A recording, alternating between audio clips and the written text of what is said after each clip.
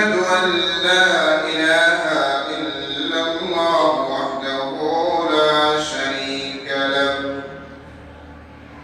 ونشهد أن سيدنا وسندنا وحبيبنا وحبيب ربنا ومولانا محمدا عبده ورسوله الذي أرسله بالحق بشيرا ونذيرا وداعيا إلى الله بإذنه وسراجا وقمرا منيرا. أما بعد فأعوذ بالله من الشيطان الرجيم. بسم الله الرحمن الرحيم.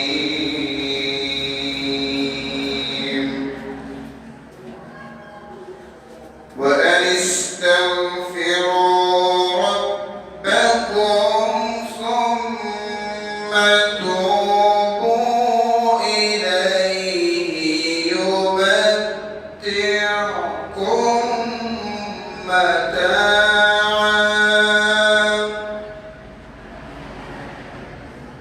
يمتعكم متاعا حسنا إلى أجل مسمى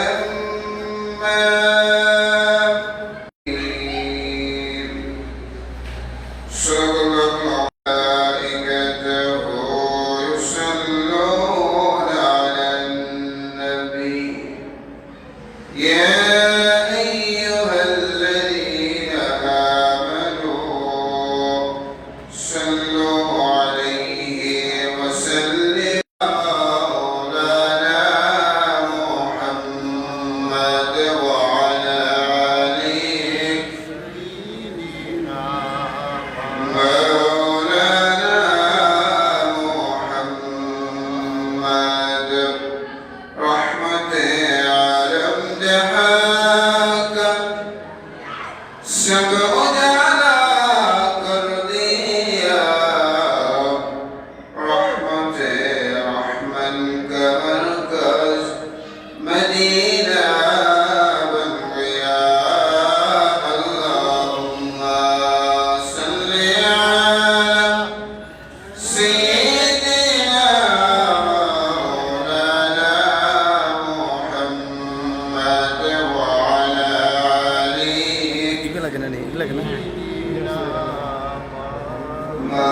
مولانا محمد لا إله إلا الله لا إله إلا الله لا إله إلا الله لا إله إلا الله لا إله إلا الله لا إله إلا الله لا إله إلا الله سبحان الله والحمد لله لا إله إلا الله لا إله إلا الله لا إله إلا الله لا إله إلا الله لا إله إلا الله حسبي ربي جل الله ما في قلبي غير الله نور محمد صلى الله لا إله إلا الله لا إله إلا الله لا إله إلا الله سبحان الله والحمد لله إلا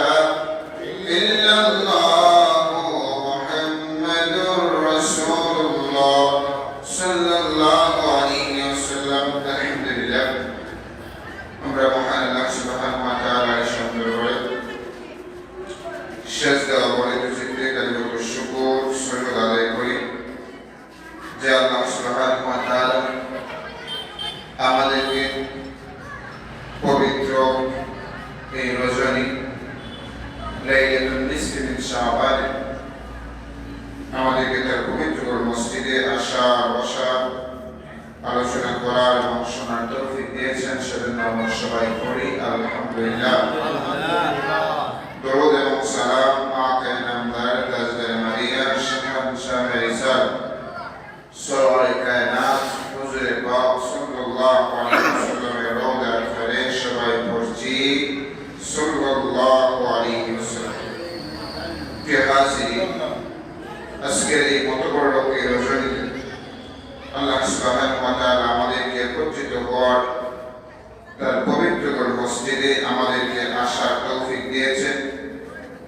আল্লাহ রাব্বুল আলামিন গত বছর এই রজনীতে অসংখ্য গণিত মানুষ যারা আমাদের সাথে ছিলেন, যারা আমাদের সাথে পবিত্র এই রজনীতে মহান মনিদের গোলামি করার সুযোগ পেয়েছিলেন, আজকে তারা কবরে। আল্লাহ রাব্বুল আলামিন আমাদেরকে দয়া করেছেন, মায়া করেছেন, তার পবিত্র মসজিদে আমাদেরকে আসার মতো সুযোগ দিয়েছেন। দীর্ঘ একটি বৎসর পরে এই হায়াত নামক নিয়ামত দিয়ে, সেজন্য আমরা সবাই আবারও পড়ছি আলহামদুলিল্লাহ।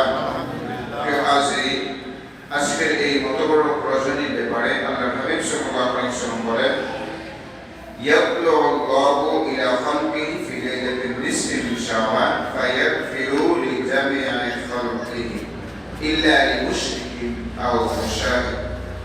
আল্লাহ রাব্বুল আলামিন তার সমস্ত সৃষ্টির জগতের দিকে শাবানের 14 তারিখ দিনগত রাত 15 তারিখের রজনীতে কি করেন? দৃষ্টি দেন, মনোনিবেশ করেন।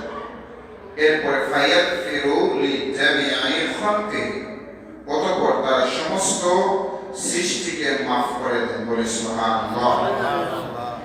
আল্লাহ রাব্বুল আলামিন তার সমস্ত সৃষ্টিকে মাফ করে দেন, ইল্লা ব্যতীত লিমুশরিকিন আও মুশাহিদ।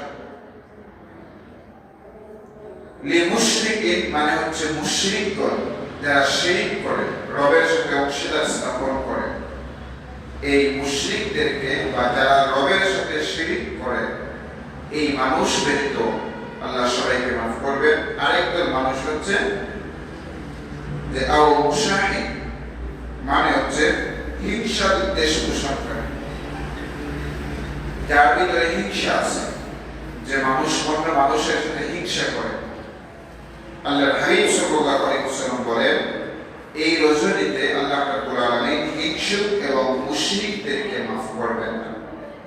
তাহলে আমরা এই হাদিসের মধ্যে পেলাম দুই শ্রেণীর মানুষ ব্যতীত আল্লাহ সবাইকে সমষ্টিভাবে ক্ষমা করবেন। একদল হল মুশরিক, আর আরেকদল হল হিংসুক।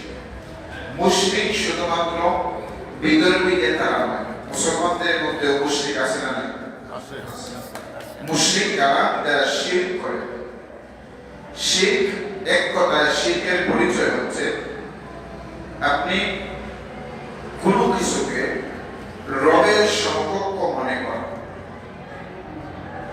শিরকের কিছু কিছু পর্যায়ে মুফাসসিরিন কেরামরা বলছেন যে কোনো মানুষ যদি মানুষকে দেখানোর জন্য ইবাদত করে, সেটাও এক প্রকারের শিরক। কেউ যদি মানুষকে দেখানোর জন্য ইবাদত করে, নামাজ পড়ে, রোজা রাখে, দান সদকা করে, তাহলে সেটাও শিরক। বলি নাউযুবিল্লাহ। আল্লাহ রাব্বুল আলামিন বলেন, ইন্নাশ শিরকা লা যুলমুন আযীম, নিশ্চয়ই শিরক হচ্ছে লা যুলমুন আযীম, সবচাইতে বড় অপরাধ। বলি নাউযুবিল্লাহ। তাহলে এই শিরক করা যাবে। হযরত লুকমান আলাইহিস সালাম তিনি তার পুত্রকে উপদেশ দিয়েছেন, লা তুশরিক বিল্লাহ, তুমি আল্লাহর সাথে শিরক করবে না। কারণ হচ্ছে এই শিরকটা হচ্ছে সবচেয়ে বড় অপরাধ। এরপরে আরেকটি হাদিস আল্লাহর হাবিব সাল্লাল্লাহু আলাইহি ওয়াসাল্লামকে গিয়ে পেলেন জান্নাতুল বাকিতে। বলি সুবহানাল্লাহ। আমাদের আয়েশা সিদ্দিকা রাদিয়াল্লাহু তাআলা নবীজির পিছনে দাঁড়িয়ে মুনাজাতে শরীক হয়েছে। আল্লাহর হাবিব সাল্লাল্লাহু আলাইহি ওয়াসাল্লাম বুঝতে পারলেন মা আয়েশা রাদিয়াল্লাহু তাআলা আনহা নবীর পিছনে দাঁড়িয়ে আছেন। আল্লাহর হাবিব বললেন, হে আয়েশা, তুমি কি মনে করেছো তোমার এই রাত্রি আমি অন্য কোনো বিবির ঘরে কাটাবো? আমাদের আয়েশা বললেন, ইয়া রাসূলুল্লাহ, ইয়া হাবিবাল্লাহ, আমি এমনটাই ধারণা করেছি। তখন আল্লাহর হাবিব সাল্লাল্লাহু আলাইহি ওয়াসাল্লাম বললেন, হে আয়েশা, আজকের রজনী হচ্ছে লাইলাতুন নিসফি মিন শাবান।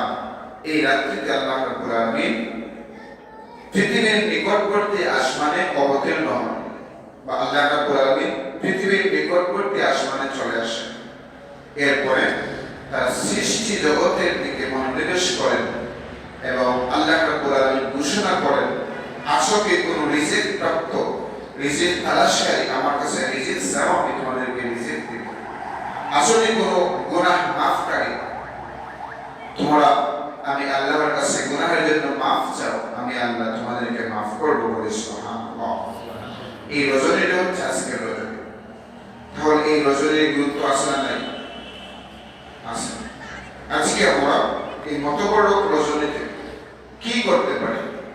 যেহেতু আল্লাহ রাব্বুল আলামিন সৃষ্টি জগতের সবাইকে মাফ করবেন, এই মাফ করবেন বলতে ঢালাওভাবে সবাইকে সবার সমস্ত গুনাহ মাফ করে দিবেন, বিষয়টা এমন নয়। ঢালাওভাবে সবাইকে মাফ করবেন মানে হচ্ছে আপনারা সগীরা গুনাহ মাফ করবেন, কিন্তু কবিরা গুনাহ আল্লাহ মাফ করবেন না। আপনাকে তাওবা করতে হবে, আর তাওবা করলেই কবিরা গুনাহ মাফ হবে। যেমন আল্লাহ রাব্বুল আলামিন 11 নম্বর সূরা হুদ এর 3 নম্বর আয়াতের মধ্যে বলেন, وَأَنِ اسْتَغْفِرُوا رَبَّكُمْ ثُمَّ تُوبُوا إِلَيْهِ يُمَتِّعْكُمْ مَتَاعًا حَسَنًا إِلَى أَجَلٍ مُّسَمًّى وَيُؤْتِ كُلَّ ذِي فَضْلٍ فَضْلَهُ وَإِن تَوَلَّوْا فَإِنِّي أَخَافُ عَلَيْكُمْ عَذَابَ يَوْمٍ كَبِيرٍ। আল্লাহ রাব্বুল আলামিন বলেন, وَأَنِ اسْتَغْفِرُوا رَبَّكُمْ, আমি আদেশ করছি তোমরা তোমাদের প্রতিপালকের কাছে ক্ষমা প্রার্থনা করো, তোমাদের মালিকের কাছে তোমরা ক্ষমা চাও। সুম্মা তুবু ইলাইহি, অতঃপর তার দিকে তওবা করে এবং ফিরে আসো।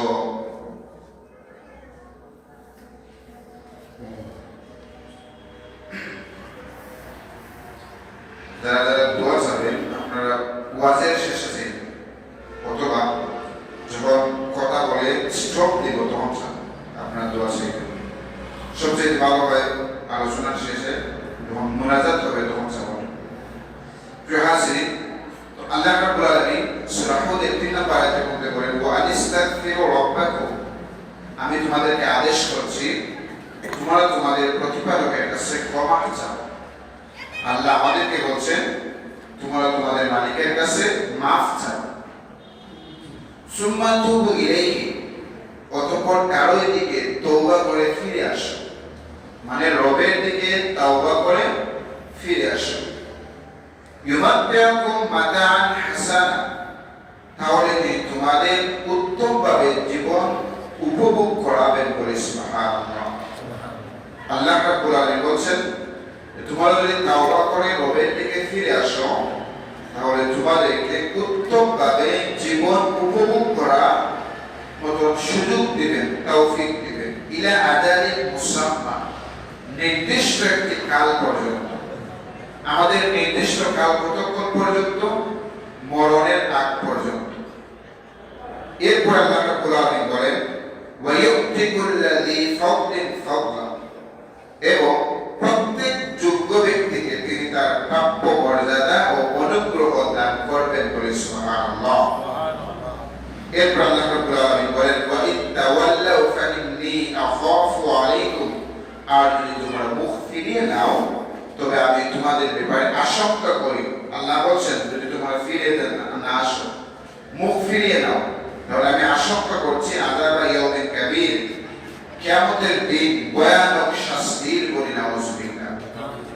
তাহলে এই আয়াত থেকে আমরা বুঝলাম যে যদি আমরা রবের দিকে ফিরে না আসি, তাওবা না করি, তাহলে আমাদের জন্য বিরাট বড় শাস্তি অপেক্ষা করতেছে। এরপরে ৬৬ নম্বর সূরা তাহরীম এর ৮ নম্বর আয়াতে আল্লাহ রাব্বুল আলামিন বলেন, ইয়া আইয়ুহাল্লাযীনা আমানু তুবু ইলাল্লাহি তাওবাতান নাসুহা আসা রাব্বুকুম আন ইউকাফিরা আনকুম সাইয়্যাতিকুম ওয়া ইউদখিলাকুম جنات تجري من تحتها الأنهار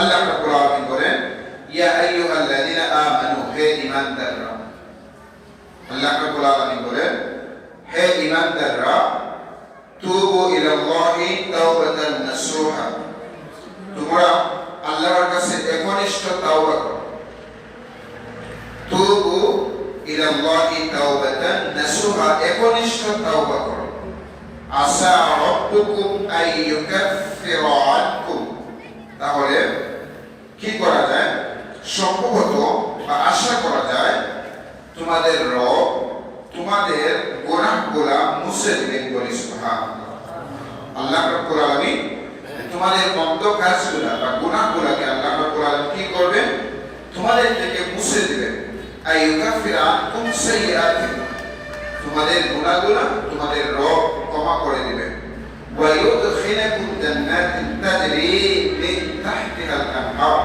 আর তোমাদেরকে প্রবেশ করাবেন এমন জান্নাতে যে জান্নাতের তলদেশ দিয়ে ঝর্ণা দ্বারা প্রবাহিত করে সুবহানাল্লাহ প্রিয় হাজিরিন আল্লাহ রাব্বুল আলামিন বলছেন আমাদেরকে তাওবা করার জন্য আর এই তাওবার অন্যতম একটি গুরুত্বপূর্ণ সময় হলো বিশেষ বিশেষ দিন বিশেষ বিশেষ রাত আজকের রাতটি হচ্ছে খুবই গুরুত্বপূর্ণ একটি রজনী এজন্য আমাদের উচিত হচ্ছে এই রাত্রিতে মহান আল্লাহ সুবহানাহু ওয়া তাআলার দরবারে তাওবা করা ইস্তেগফার করা যদি আপনি আমি খালিস নিয়তে ইস্তেগফার করি খালিস নিয়তে যদি তাওবা করি তাহলে আল্লাহ সুবহানাহু ওয়া তাআলা আমাদের জীবনের সমস্ত গুনাহ ক্ষমা করে দিবেন প্রিয় হাজির তাওবা আপনাকে কখন করতে হবে তাওবা যদি একজন মানুষ অপরাধী গুনাহগার সে কখন তাওবা করবে যদি মনে করি যে এখন বয়স হয় নাই আর একটু বয়স হোক বৃদ্ধ হই তারপরে তাওবা করব না আপনাকে সময় থাকতে তাওবা করতে হবে কখন আপনি মারা যাবেন আপনি জানেন মৃত্যুর সময় গণিয়ে আসলে তাওবা কবুল হবে যেমন একজন মানুষ সাকরাতের সময় চলতেছে অনেক সময় দেখা যায় যে মানুষ বলা বলি করেন যে তিনাকে কি এমন তাওবা করানো যাবে কিনা আমাদের সমাজে এটা আছে না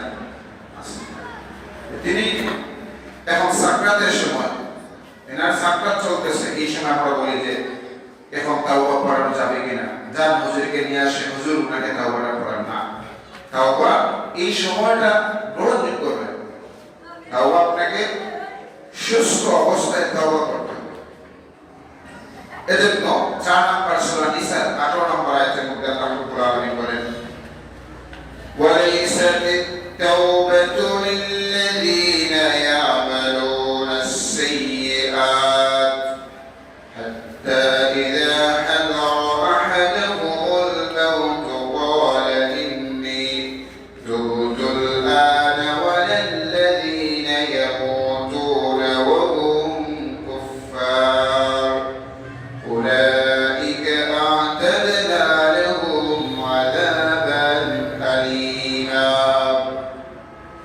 আল্লাহ রাব্বুল আলামিন বলেন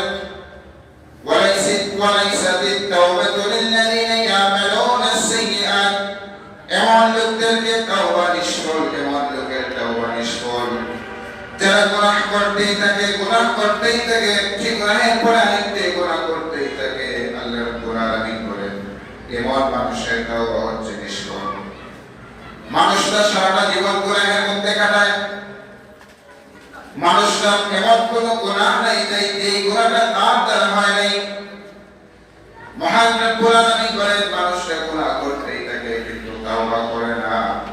মানুষটা একটি গুনাহের পর আরেকটা গুনাহের মধ্যে লিপ্ত থাকে, তাওবা করে না।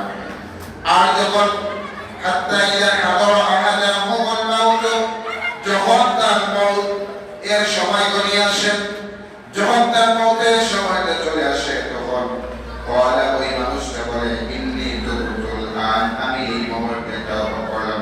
নাউযুবিল্লাহ। ওই মানুষটা তখন বলে, আমি এখন তাওবা করলাম। আল্লাহ রাব্বুল আলামিন বলেন, ওয়ালাল্লাযীনা ইয়ামুতুনা ওয়া হুম কুফফার, না না, তার তওবা এখন গ্রহণযোগ্য হবে না তাদের জন্য নয়, যাদের মৃত্যু হয় কাফির অবস্থায়। মানে হচ্ছে আপনি তাওবা করেন নাই, আর মরণের সময় যখন আপনার সাকরাত চলে, তখন আপনি কি করেন, আমি তাওবা করলাম। আল্লাহ রাব্বুল আলামিন বলেন, তখন তার তাওবা গ্রহণযোগ্য হবে না।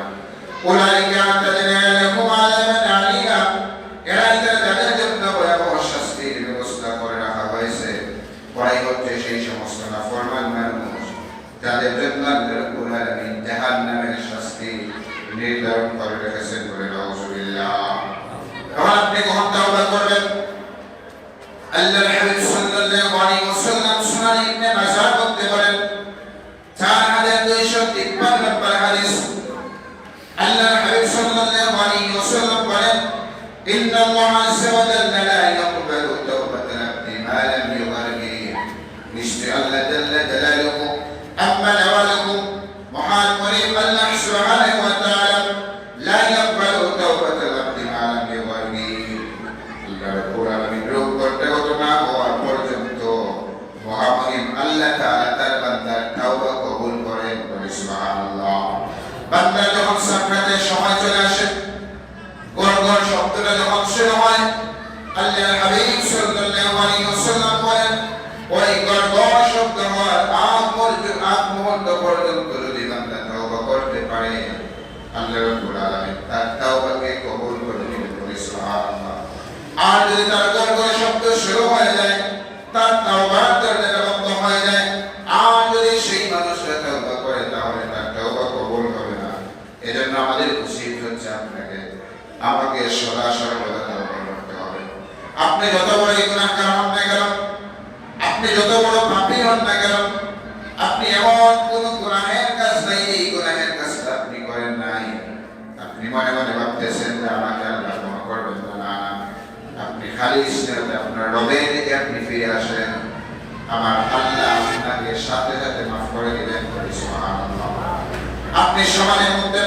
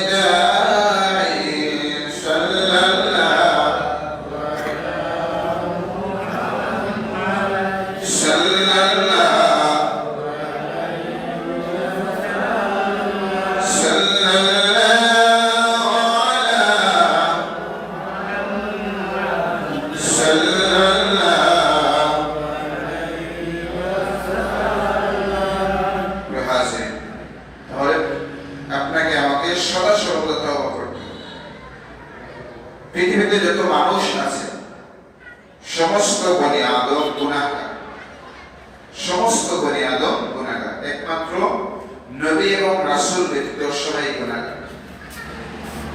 এবং সাহাবায়ে কেরামরা হচ্ছেন সমালোচনার ঊর্ধ্বে, তিনাদেরকে আল্লাহ রাব্বুল আলামিন মাফ করে দিয়েছেন।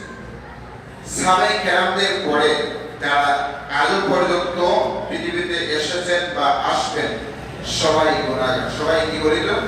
গুনাহগার। এতে আপনি যত বড়ই আল্লামা, যত বড় আল্লাহর ওলি হন না কেন, প্রত্যেকের কম বেশি গুনাহ আছে না নাই? আরেকটু জোরে বলে আছে না নাই? এজন্য আপনাকে আমাকে সদা সর্বদা তাওবা করতে হবে। আপনি একটি গুনাহের কাজ করেছেন, এই গুনাহের কাজ, এই গুনাহের বিষয়ে আপনার পরিবারের মানুষ জানেন। আপনি যদি আপনার রবের কাছে যে কোনো সময়, যে কোনো মুহূর্তে আপনি আস্তে আস্তে শুধুমাত্র মনে মনে বললেন, হে আল্লাহ, আমি আমার কৃত অপরাধের উপর তাওবা করতেছি, আমি আর কখনো এই গুনাহ করব না। আপনি যদি খালিস পাবে আর এই গুনাহটা কখনো করবেন না বলে ওয়াদাবদ্ধ হন, আর আসলেই না করে থাকেন, ভবিষ্যতে কখনো এই গুনাহের কাজ করবেন না, তাহলে আল্লাহ রাব্বুল আলামিন আপনাকে সাথে সাথে মাফ করে দিবেন বলে সুবহানাল্লাহ। তাহলে সমাজের মানুষ জানে আপনি গুনাহগার। আপনি মসজিদে বসে আছেন, মনে মনে বলতেছেন, হে আল্লাহ, জীবনে অনেক গুনাহ করেছি, আজকে তোমার কাছে আমি মাফ চাচ্ছি, আমার জীবনের গুনাহ মাফ করে দাও। আল্লাহ রাব্বুল আলামিন আপনার যদি এই তাওবা একনিষ্ঠ হয়, সাথে সাথে আল্লাহ আপনাকে মাফ করে দিবেন, আপনার পাশের ভাই টের পাবে না বলে সুবহানাল্লাহ। এজন্য আমাদের উচিত রবের কাছে তাওবা করা, রবের কাছে ফিরে আসা। তাওবা মানুষ যত বড়ই অপরাধী হোক, তাওবা করলে তার রব তাকে মাফ করে। শুধু তাওবা করলে নয়, আপনি যদি অনুতপ্ত হয়ে তাওবার উদ্দেশ্যে বের হন, আল্লাহ আপনাকে মাফ করে দেন বলে সুবহানাল্লাহ। সহিহ মুসলিম শরীফের বর্ণনা 6901 নম্বর হাদিস। আল্লাহর হাবিব সাল্লাল্লাহু আলাইহি ওয়াসাল্লাম বললেন সাহাবায়ে কেরামদেরকে, হে সাহাবায়ে কেরাম, তোমাদের পূর্ববর্তী জাতির মধ্যে একজন মানুষ ছিল যে 99টি হত্যা করেছে, বলি নাউজুবিল্লাহ। 99টি খুন করেছে, 99টি খুন করার পরে তার ভিতরে অনুশোচনা তৈরি হলো, আমি 99টি খুন করলাম, আমি এখন তাওবা করব, আমার তাওবার কোনো ব্যবস্থা আছে কিনা, এই গুনাহটা মাফ করানোর কোনো সুযোগ আছে কিনা। তো ওই ব্যক্তি তার সময়ে কোনো একজন মানুষকে জিজ্ঞেস করলো যে কার কাছে গেলে আমি এই বিষয়টা জানবো। তো মানুষ বললো যে অমুক একজন আলিম আছেন, তার কাছে যাও, গেলে তুমি এই বিষয়টা সমাধান পাবে।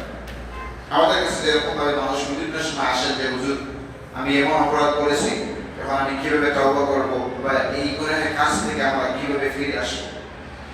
এখানে আরেকটা বিষয় স্পষ্ট করি, অনেক যুবক ভাইরা বিয়ে করেছেন, বা সমাজের মধ্যে এমন মানুষ আছেন যারা সংসার করতেছেন ঠিক, কিন্তু আপনার এই সংসারের মধ্যে জিনা হচ্ছে।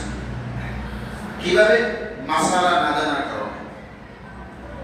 যেমন একজন আমাকে একদিন প্রশ্ন করেছেন অনেক একটা জায়গা থেকে যে হুজুর, আমার স্ত্রীকে মোবাইলের মাধ্যমে আমি বলেছি রাগের মাথায় যে তোমাকে আমি তালাক দিয়ে দিই। সে তার মোবাইলের মধ্যে বলছে তালাক দিয়ে দিব। বলেন তো তালাক হয়েছে না হবে? আমার কথা বুঝে থাকলে বলবেন। তার স্বামী স্ত্রীকে বলছে তোমাকে তালাক দিয়ে দিব। এখন তালাক পতিত হয়েছে না পতিত হয় নাই? তালাক পতিত। আচ্ছা, এখানে একটা বিষয় দেখেন, শব্দটা কি বলছে? তালাক।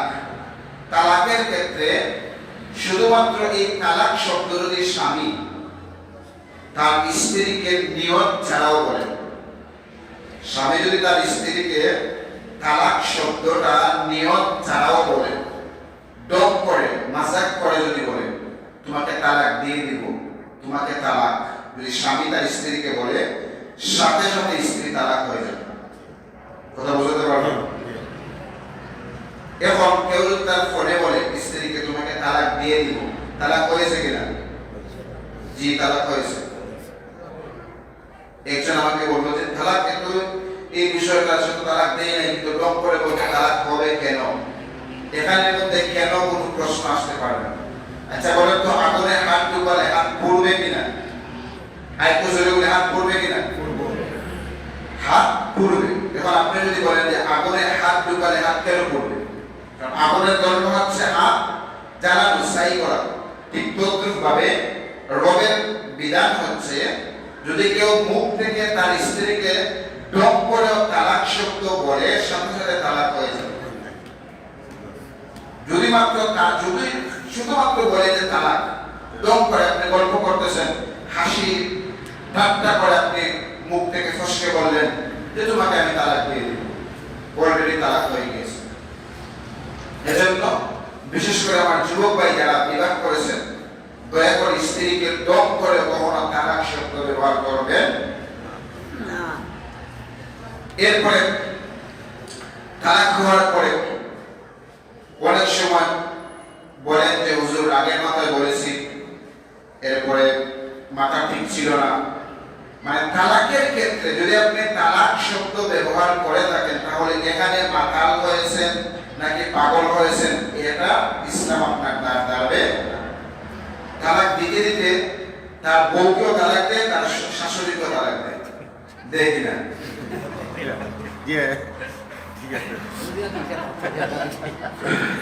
হাজির। এই জন্য যুবক ভাইরা খুব সাবধান থাকবে। আমরা একদিন ইনশাআল্লাহ তালাকের বিষয়ে আমরা আলোচনা করব। তো একজন মানুষ সে কি করতেছে, একজন আলিমের কাছে গেল, গিয়ে বলল যে আমি যে গুনাহের কাজ করলাম, আমার এই গুনাহ থেকে মাফ পাওয়ার জন্য কোনো রাস্তা বাকি আছে? আমি তো ৯৯টি খুন করেছি। তো ওই আলিম বললেন যে না, তোমার তাওবার রাস্তা বাকি নেই, তোমার তাওবা গ্রহণ হবে না। সাথে সাথে ওই মানুষটা ওই আলিম সাহেবকেও খুন করল। এখন খুনের সংখ্যা কত হয়েছে? আর তো আজকে কত হয়েছে? তিনি আবার খোঁজা শুরু করলেন যে আর কার কাছে যাওয়া যায়, কে আমাকে সমাধান দেবে যে আমি তাওবা করতে পারবো কিনা। তখন তারা বললেন যে অমুক জায়গায় একজন আলিম আছেন, তিনার কাছে যান, আপনি গেলে সমাধান পাবেন। যাওয়ার পরে ওই আলিম সাহেব বললেন যে তুমি ১০০টি খুন করেছো, তুমি যদি রবের কাছে খালিস নিয়তে তাওবা করো, আল্লাহ তোমার গুনাহ মাফ করবেন বলে সুবহানাল্লাহ। তখন ওই মানুষটা এখান থেকে আশ্বাস পেল এবং ওই আলিম সাহেব তাকে সমাধান দিলেন যে তুমি তোমার এই এরিয়া ছেড়ে অন্য কোনো একটি জায়গার কথা বললেন যে তোমার এরিয়াটা এটা হচ্ছে ভয়ঙ্কর একটি জায়গা, তুমি তোমার এরিয়া ছেড়ে আরেকটি জায়গার কথা বললেন যে তুমি সেখানে চলে যাও, সেখানে গিয়ে তুমি তাওবা করবে, তোমার তাওবা আল্লাহ কবুল করবে। ওই মানুষটা যাত্রা শুরু করলো। ওই মানুষটা যখন যে জায়গায় গিয়ে বসবাস করবে, তাওবা করবে, প্রতিমধ্যে দুই দল ফেরেশতা অবতীর্ণ হলেন। সহিহ বর্ণনা। এই হাদিসটা বা এই ঘটনা আমি আগেও শুনেছি বা বিভিন্ন কিতাবের মধ্যে পড়েছি, কিন্তু সহিহ সূত্র পাইনি, এরকম বলিনি। এটা হচ্ছে সহিহ মুসলিমের বর্ণনা, ৬৯০১ নম্বর হাদিস, সহিহ হাদিস। ওই মানুষটা যখন প্রতিমধ্যে গেলেন, রাস্তার মাঝখানে গেলেন, তখন দুই দল ফেরেশতা অবতীর্ণ হলেন। এক দল হচ্ছেন আযাবের ফেরেশতা, আরেক দল হচ্ছেন জান্নাতের ফেরেশতা বা রহমতের ফেরেশতা। দুই দল কারাকারি করতেছেন কারা কার ওই মানুষটার দান কবজ করবে। আচ্ছা বলেন তো, আমাদের যে দান কবজ হয়, মালাকুল মউত কয়জন? কারো জানা আছে মালাকুল মউত? মালাকুল মউত, আচ্ছা এখানে একটা বিষয় হচ্ছে আজরাইল আলাইহিস সালাতু ওয়াস সালাম, তিনি কি একাই সবার দান কবজ করেন না তিনার অধীনে লক্ষ লক্ষ ফেরেশতা আছে? মালাকুল মউত অসংখ্য গণিত ফেরেশতা, কিন্তু আজরাইল হচ্ছেন একজন। আজরাইল কয়জন? একজন। এই একজনের অধীনে কোটি কোটি ফেরেশতা আল্লাহ তৈরি করেছেন, যারা হচ্ছেন মালাকুল মউত, দান কবজকারী ফেরেশতা। আজরাইল যখন তাকে অর্ডার করেন, তখন তিনি সেখানে গিয়ে তার নাম কবজ করেন। তো দুই দল ফেরেশতা কারাকারি করতেছেন যে না, সে সারা জীবন খুন খারাপি করেছে, ১০০টি হত্যা করেছে, খুন করেছে, তাকে আমরা এই আযাবের ফেরেশতা তারা বলতেছেন যে তার জান আমরা কবজ করব। আর রহমতের ফেরেশতা যারা, তারা বলতেছেন যে না, সে ১০০টি খুন করেছে ঠিক, কিন্তু সে আল্লাহর কাছে তাওবা করার জন্য, তার অপরাধের জন্য, রবের কাছে মাফ চাওয়ার জন্য সে অন্য একটি জায়গায় হেঁটে যাচ্ছে। তখন আল্লাহ রাব্বুল আলামিন জিবরীল আলাইহিস সালাতু ওয়াস সালামকে মানুষের আকৃতিতে তাদের কাছে পাঠালেন। বলি সুবহানাল্লাহ। জিবরীল আলাইহিস সালাতু ওয়াস সালাম এসে তাদেরকে বললেন যে তোমরা ঝগড়াঝাটি বাদ দিয়ে একটা কাজ করো। আর যেই জায়গা থেকে সে হাঁটা শুরু করেছে এবং যেই জায়গায় তার গন্তব্য, এই দুইটি জায়গা, দুই দিকের জায়গা তোমরা মাপো। ম্যাপে যদি দেখো ওই মানুষটা তার গন্তব্যস্থানের দিকে বেশি হেঁটে গিয়েছে, আর যদি বেশি হেঁটে দেয় তাহলে তাকে রহমতের ফেরেশতা দান কবজ করবেন। আর যদি ওই মানুষটার পিছনে তার গন্তব্যস্থানের জায়গা কম হয়, তার নিজের ঠিকানার জায়গা যদি বেশি হয়, পরিমাণ কম হয়, তাহলে তাকে এই আযাবের ফেরেশতা দান কবজ করবে। যাই হোক, মাপা হলো, এটা কার মাধ্যমে মাপা হয়েছে? এটা আল্লাহই ভালো জানেন, ফেরেশতার মাধ্যমে মাপা হয়েছে। তখন তার জায়গা পরিমাপ করে দেখা গেল সে তাওবা করার জন্য যেই গন্তব্যস্থানের দিকে যাবে, ওই জায়গার দিকে তার অতিক্রমটা জায়গার পরিমাণ হচ্ছে বেশি করে। সুবহানাল্লাহ। তখন সাথে সাথে রহমতের ফেরেশতারা তার জান কবজ করবেন। নবীজি বলেন, ওই মানুষটা সারা জীবন অপরাধ করেছে, 100টি খুন করলো, এরপরেও আল্লাহ রাব্বুল আলামিন তাকে মাফ করে দিয়েছেন শুধুমাত্র সে মাফি চাওয়ার জন্য হেঁটে যাচ্ছে। হেঁটে যাওয়ার কারণে আল্লাহ তাকে মাফ করে দিয়েছেন। আর তোমরা যদি আল্লাহর কাছে মাফ চাও, আল্লাহর কাছে যদি তাওবা করো, আল্লাহ অবশ্যই তোমাদেরকে মাফ করে দিবেন। সুবহানাল্লাহ। প্রিয় হাজিরিন, তাওবা এবং ইস্তেগফার এমন গুরুত্বপূর্ণ বিষয়। আপনি যদি ইস্তেগফার মানে আস্তাগফিরুল্লাহ শব্দটা একটু পড়েন, আস্তাগফিরুল্লাহ, অনেকেই পড়েন যে ওয়াস্তাগফিরুল্লাহ, ওয়াস্তাগফিরুল্লাহ, ওয়াস্তাগফিরুল্লাহ নয়, বলবেন আস্তাগফিরুল্লাহ, আস্তাগফিরুল্লাহ। আপনি যদি ইস্তেগফার করেন তাহলে আল্লাহ রাব্বুল আলামিন আপনাকে মুস্তাজাবুদ দাওয়া বানিয়ে দিবেন। সুবহানাল্লাহ। মুস্তাজাবুদ দাওয়া কি? যার দোয়া আল্লাহ কবুল করেন। মুস্তাজাবুদ দাওয়া হচ্ছে ওই মানুষটা রবের কাছে যা চাইবে, যে দোয়া করবে, আল্লাহ সেই দোয়াকে কবুল করে নেবেন। সুবহানাল্লাহ। যেমন হাম্বলি মাযহাবের ইমাম হচ্ছেন হযরত আহমদ ইবনে হাম্বল রাহিমাহুল্লাহ। নাম শুনেছেন কিনা? গুমনি আমরা সব আওয়াজ দিবেন। হাম্বলি মাযহাবের ইমাম হচ্ছেন ইমাম আহমদ ইবনে হাম্বল রাহিমাহুল্লাহ।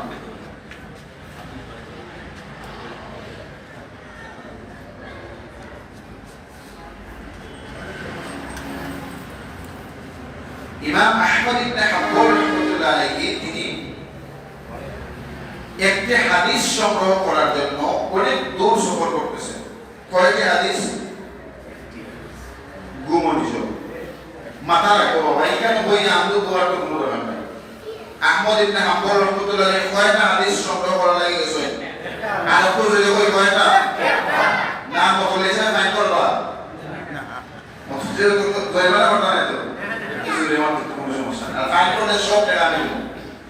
আহমদ ইবনে হাম্বল রাহমাতুল্লাহ আলাইহি মাত্র একটা হাদিস সংগ্রহ করার লাগি অনেক দূর পর্যন্ত সফর করছে। তো তাই সফর করতে করতে করতে করতে একটা মসজিদে গিয়ে আশ্রয় নিয়েছে। মসজিদে গিয়ে আশ্রয় নেওয়ার পরে তিনি এশার নামাজ পড়লেন। এশার নামাজ পড়ে ওই মসজিদে তিনি রাত্রি যাপন করার জন্য তিনি বিছানা পাততেন। এই সময় মসজিদের দায়িত্বশীল একজন মানুষ এসে বললেন যে আপনি কে? আহমদ ইবনে হাম্বল রাহমাতুল্লাহ আলাইহি তিনার পরিচয় গোপন রাখলেন। তিনি বললেন যে আমি একজন মুসাফির মানুষ, আমি অমুক জায়গায় যাব, তো রাত্রিটা আমি আপনাদের এই মসজিদে কাটানোর মনস্থ করেছি, যদি আমাকে একটু সুযোগ দেন। তো মসজিদ কর্তৃপক্ষ যারা তিনারা বলছেন যে না, আমাদের এই জায়গা রাত্রিবেলা কোনো মুসাফিরকে আউট কোনো মানুষকে মসজিদে আমরা থাকতে দেই না, আপনি অন্য কোথাও আপনার জায়গা খুঁজেন। আহমদ ইবনে হাম্বল রাহমাতুল্লাহ আলাইহি তিনি মসজিদ থেকে বের হয়ে ধীরে ধীরে হাঁটা শুরু করলেন। হাঁটতে হাঁটতে তিনি একটি বাজারের মধ্যে উপস্থিত হলেন। বাজারে যাওয়ার পরে আহমদ ইবনে হাম্বল রাহমাতুল্লাহ আলাইহি দেখলেন একজন বালক রুটি বানাচ্ছে। কি বানাচ্ছে? রুটি বানাচ্ছে। তো আহমদ ইবনে হাম্বল রাহমাতুল্লাহ আলাইহি চিন্তা করলেন যে এই বাজারের মধ্যে যেহেতু একজন বালক রুটি বানাচ্ছে, তাহলে তার কাছে গিয়ে আমি একটু আমার বিষয়টা খুলে বলি যে আমি একজন মুসাফির মানুষ, আজকে রাত্রিটা তোমার রেস্টুরেন্টে আমি কাটাবো। আহমদ ইবনে হাম্বল রাহমাতুল্লাহ আলাইহি যেই মুহূর্তে ওই বাচ্চাটার ওই বালকটার পাশে গেলেন, আহমদ ইবনে হাম্বল রাহমাতুল্লাহ আলাইহি লক্ষ্য করেন তার ঠোঁট নড়তেছে, বলে সুবহানাল্লাহ। আহমদ ইবনে হাম্বল রাহমাতুল্লাহ আলাইহি তাকে বললেন, সালাম দিলেন, এরপরে তার পরিচয় জানতে চাইলেন। এক পর্যায়ে আহমদ ইবনে হাম্বল রাহমাতুল্লাহ আলাইহি বললেন যে আজকে রাতটাকে আপনার এই জায়গায় থাকা যাবে? ওই রুটিওয়ালা বলল যে হ্যাঁ, অবশ্যই আপনি থাকতে পারবেন। আহমদ ইবনে হাম্বল রাহমাতুল্লাহ আলাইহি লক্ষ্য করলেন ওই যুবকটা রুটি সেক দিতেছে আর তার জবান লড়তেছে, জিহ্বা লড়তেছে, ঠোঁট লড়তেছে। আহমদ ইবনে হাম্বল রাহমাতুল্লাহ আলাইহি বললেন, কৌতূহলী হয়ে জিজ্ঞেস করলেন যে আপনি কি জপতেছেন? একদিকে আপনি রুটি বানাচ্ছেন, অন্যদিকে আপনি কি জপতেছেন, আমাকে একটু বলেন। ওই বালকটা বলল যে আমি আস্তাগফিরুল্লাহ পড়তেছি, বলি সুবহানাল্লাহ। আস্তাগফিরুল্লাহ, আস্তাগফিরুল্লাহ, আস্তাগফিরুল্লাহ। আহমদ ইবনে হাম্বল রাহমাতুল্লাহ আলাইহি বললেন যে তুমি যে একদিকে রুটি বানাচ্ছ, অন্যদিকে আস্তাগফিরুল্লাহ পড়তেছো, এটা থেকে কোনো ফায়দা আছে? বালকটা বলল যে আমি যেই দিক থেকে এই আমলটা করতেছি, আজও পর্যন্ত আল্লাহ রাব্বুল আলামিন আমার কোন দোয়াকে নামঞ্জুর করেন নাই, সব দোয়া আল্লাহ কবুল করেছেন, বলি সুবহানাল্লাহ। মাত্র এরপরে বালকটা বলছে যে শুধুমাত্র একটা দোয়া ব্যতীত, কয়টা দোয়া ব্যতীত? একটা দোয়া। চিন্তা করতে পারেন, বালকটা রুটি বানাচ্ছে, একজন রুটিওয়ালা, সে বলতেছে যে আমি যা চাই আল্লাহ আমাকে তাই দেন। শুধুমাত্র একটা দোয়া আমি এখনো পর্যন্ত করতেছি, কিন্তু আল্লাহ কবুল করতেছেন। ইমাম আহমদ ইবনে হাম্বল রাহমাতুল্লাহ আলাইহি কৌতূহল বেড়ে গেল, কি এমন দোয়া তুমি আল্লাহর কাছে চাইলে আর আল্লাহ দেন নাই?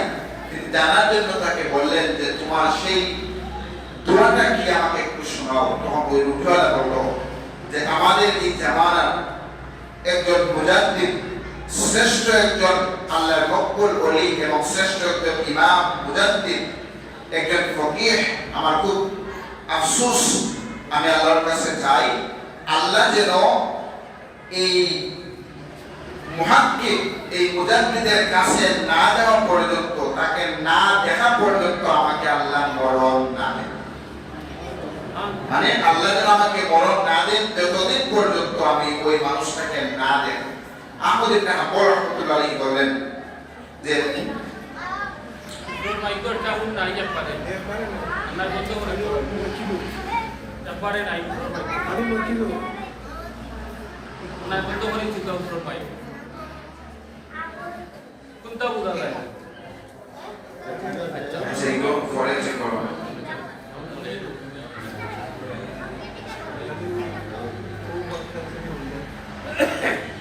ইমাম আহমদ ইবনে হাম্বল রাহমাতুল্লাহ আলাইহি বলেন যে কি এমন তোমার দোয়া যে এই দোয়া আল্লাহ এখনো কবুল করেন নাই?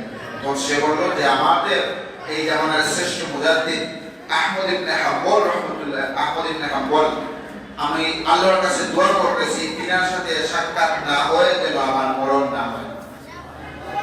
ইমাম আহমদ ইবনে হাম্বল রাহমাতুল্লাহ আলাইহি যুবককে বুকে টেনে নিলেন আর বললেন, হে বালক, আহমদ ইবনে হাম্বলকে দেখার জন্য তুমি আহমদ ইবনে হাম্বলের বাড়িতে যাওয়ার কোনো প্রয়োজন নাই। তুমি আস্তাগফিরুল্লাহ আমল করার কারণে আল্লাহ তোমার দোয়াকে এমন ভাবে কবুল করেছেন, আহমদ ইবনে হাম্বলকে আল্লাহ তোমার দরবারে উপস্থিত করেছেন, বলে সুবহানাল্লাহ। আহমদ ইবনে হাম্বল বলেন, আমি হচ্ছি আহমদ ইবনে হাম্বল। একটু চিন্তা করেন, একজন রুটিওয়ালা যে আস্তাগফিরুল্লাহ আমলের কারণে আল্লাহ তাকে মুস্তাজাব দাওয়া বানিয়ে দিয়েছে। হাজির একটু সময় শেষ, আজকে রাত্রিতে আমরা সংক্ষেপে একটা বিষয় করব, তাওবা করব আল্লাহর কাছে খালিস নিয়তে। মনে মনে আপনি তাওবা করবেন, আরো সহজ হবে। 2 রাকাত নফল নামাজ পড়বেন, 2 রাকাত নফল নামাজ পড়েন, আপনি রবের কাছে খালিস নিয়তে আপনার জীবনের সমস্ত গুনাহকে স্মরণ করেন। আপনি আল্লাহর কাছে চাইবেন, হে আল্লাহ, আমার এই অপরাধের জন্য আমি তাওবা করতেছি, আপনি আমাকে মাফ করেন। আমরা আজকে রাত্রিতে কয়েকটি আমল করতে পারি। আজকে রাত্রির নির্দিষ্ট কোনো নামাজ নাই, মনে রাখবেন, আজকে রাত্রির নির্দিষ্ট কোনো নামাজ নাই। তবে আমরা কি করতে পারি? নফল নামাজ পড়তে পারি। লাইলাতুল বরাত নামে কোনো নফল নামাজ পড়বেন না, শুধুমাত্র স্বাভাবিক নফল নামাজ যেরকম পড়ি যে আল্লাহ 2 রাকাত নফল নামাজ পড়তেছি, আল্লাহু আকবার, বাস শেষ, আর কিছু করতে হবে না। 2 রাকাত নফল নামাজ পড়তেছি, আল্লাহু আকবার শুরু করে দিবেন। চেষ্টা করবেন 4 রাকাত সালাতুত তাসবিহ নামাজ পড়া। 4 রাকাত সালাতুত তাসবিহ নামাজ যদি পড়েন, আল্লাহর হাবিব বলেন তার 8 পিসের সমস্ত গুনাহ আল্লাহ মাফ করে দেন। আল্লাহর হাবিব সাল্লাল্লাহু আলাইহি ওয়াসাল্লাম হযরত আব্বাস রাদিয়াল্লাহু তাআলা আনহু, নবীজির চাচা, আপন চাচা আব্বাস রাদিয়াল্লাহু তাআলা আনহু বলছেন, হে চাচা, আপনি প্রত্যেক দিন এই সালাতুত তাসবিহ নামাজটা পড়বেন। যদি সম্ভব না হয় সপ্তাহে একদিন, সম্ভব না হলে মাসে একদিন, সম্ভব না হলে বছরে একদিন, যদি বছরে একদিন সম্ভব নাও হয়, অন্ততপক্ষে আপনার সারা জীবনে একটা দিন হলে আপনি সালাতুত তাসবিহ নামাজ পড়বেন। সালাতুত তাসবিহ নামাজ কয় রাকাত? 4 রাকাত। 4 রাকাত নামাজ আপনি যে কোনো সূরা মিলিয়ে পড়বেন, তবে আপনি একটা দোয়া করতে হবে, সুবহানাল্লাহি ওয়া আলহামদুলিল্লাহি ওয়া লা ইলাহা ইল্লাল্লাহু ওয়াল্লাহু আকবার। এই তাসবিহটা 300 বার পড়তে হবে। আমি একবার নিয়ম বলতেছি, যদি স্মরণ রাখতে পারেন তো ভালো, আর না হয় নামাজের পরে আমার সাথে মিলবেন, আমি করে দিব। প্রথমে তাকবীর তাহরিমা বাক্য, 4 রাকাত সালাতুত তাসবিহ নিয়ত করে আল্লাহু আকবার পড়ে তাকবীর তাহরিমা বাক্য, এরপরে সানা পড়ব। সানা পড়ার পরে আমরা 15 বার পড়ব সুবহানাল্লাহি ওয়া আলহামদুলিল্লাহ ওয়া লা ইলাহা ইল্লাল্লাহু ওয়াল্লাহু আকবার 15 বার। এরপরে আমরা কি করব? সূরা কিরাত পড়ব। সূরা কিরাত পড়ব। সূরা কিরাত পড়ার পরে আমরা রুকুতে যাব। রুকুতে গিয়ে আমরা রুকুর তাসবিহ পড়ব। রুকুর তাসবিহ পড়ে আমরা 10 বার সুবহানাল্লাহি ওয়া আলহামদুলিল্লাহি ওয়া লা ইলাহা ইল্লাল্লাহু ওয়াল্লাহু আকবার পড়ব। রুকুতে গিয়ে আমরা 10 বার পড়ব। রুকুতে থাকা অবস্থায় 10 বার পরে সামি আল্লাহু লিমান হামিদা বলে আমরা দাঁড়াবো। দাঁড়ানোর পরে আমরা সিজদায় যাওয়ার পূর্বে আরো 10 বার পড়ব। সিজদায় যাওয়ার পূর্বে দাঁড়ানো থাকা অবস্থায় রুকু থেকে উঠে 10 বার পড়ব। এরপরে সিজদায় চলে যাব। সিজদায় তাসবিহ পড়ার পরে 10 বার পড়ব। 2 সিজদার মধ্যখানে এক সিজদা দিয়ে বসবো। এই বসা থাকা অবস্থায় 10 বার। আবার দ্বিতীয় সিজদায় যখন যাব আরো পড়ব 10 বার। এরপরে এরকম করে আমরা 75 বার বসবো। এখানে একটা ভুল দিয়েছে। ভুলটা হচ্ছে কি, সানা পড়ার পরে 15 বার, সূরা ফাতিহা পড়লেন, সূরা মিলালেন, তারপরে আরো 10 বার। এরপরে রুকুতে গেলেন 10 বার, রুকু থেকে দাঁড়ালেন 10 বার, সিজদায় গেলেন 10 বার, সিজদার মধ্যখানে বসলেন 10 বার, দ্বিতীয় সিজদায় 10 বার। এরকম করে 4 রাকাত নামাজে 4 75 এর 300 বার এই 4 রাকাত নামাজ পড়বেন। দ্বিতীয় নাম্বার আমল হলো 8 রাকাত তাহাজ্জুদের নামাজ মিস দিবেন না। অন্ততপক্ষে আজকে নফল নামাজ পড়েন আর না পড়েন, 8 রাকাত তাহাজ্জুদের নামাজ মিস দিবেন না। রোজার ব্যাপারে যদি সম্ভব হয় রোজা রাখবেন, যদি সম্ভব না হয় রোজা রাখবেন না। সমাজে অনেক মানুষকে কি রিসার্চ করে, তুমি কি জান মানুষের রোজা রাখবে না, তাহলে কি রিসার্চ করার অধিকার আপনারা কে দিয়েছে? ফরজ রোজা নিচ্ছেন, এগুলো ফরজ রোজা নিন না, সুন্নত রোজা, কোনো সুন্নত নাই, এগুলো ফরজ। ভালো লাগলে আপনি রাখবেন, ভালো লাগে আপনি রাখবেন না, কোনো সমস্যা নেই। এরপরে হচ্ছে বেশি বেশি করে আল্লাহর কাছে দোয়া করা। আর সর্বশেষ আমল হচ্ছে তাহাজ্জুদের নামাজের আগে অথবা পরে, ফজরের আগে আপনার নিজের মধ্যেখানের কবরের পাশে চলে যাবেন। আপনার আত্মীয়স্বজনের কবরের পাশে চলে যাবেন। যাওয়ার পরে আপনি জিয়ারত শুরু করার পূর্বে অন্তত 1 মিনিট কবরের দিকে তাকিয়ে থাকবেন। যতক্ষণ আপনার সম্ভব হয় আপনি কবরের দিকে তাকিয়ে থাকবেন। অনুভব করবেন যে আমার বাবা শুয়ে আছে, আমার ভাই শুয়ে আছে, আমার প্রতিবেশী শুয়ে আছে, আমার বন্ধু শুয়ে আছে। আজকে আমি তার জন্য দোয়া করার জন্য তার কবরের পাশে আসছি। আল্লাহ আমাকে হায়াত দিয়েছেন, আল্লাহ চাইলে তো আমাকে কবরে রাখতে পারতেন, তাকে জীবিত রাখতে পারতেন। অনুভব করবেন, দেখবেন আপনার কঠিন হৃদয় শীতল হবে, নরম হয়ে যাবে। এরপরে আপনি তিলাওয়াত করবেন যা পারেন, আপনার জবান দিয়ে যা তিলাওয়াত করতে পারেন আপনি তিলাওয়াত করবেন। কিচ্ছু পারেন না, একবার ফাতিহা পড়বেন, 3 বার ইখলাস পড়বেন, শুধু হাত তুলবেন। আরবি দোয়া পারেন না, শুধু হাত তুলে বলবেন, আল্লাহ যা পড়েছি তুমি কবুল করো, আমাকে মাফ করো, আমার বাবাকে মাফ করো। এই বলে বাংলাতে যা পারেন বলবেন, আপনি নিঃসন্দেহে থাকেন আল্লাহ আপনার দোয়া কবুল করবেন। আল্লাহ যেন আমাদেরকে তৌফিক দান করেন। আমরা সবাই পড়ে আল্লাহুম্মা আমিন ওয়া আখির দাওয়ানা আলহামদুলিল্লাহি রাব্বিল আলামিন।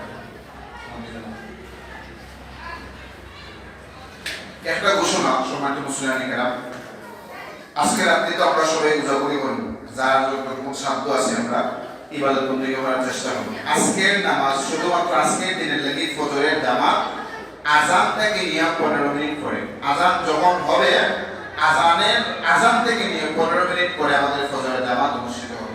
15 দিনের মতো লাগে, 15 দিন তো আমরা পড়ি 6টা পাশে, আজকে 6টা পাশে হবে না। আজকে আজান যখন হবে আজান থেকে নিয়ে 15 মিনিট পরে ফজরের জামাত হবে।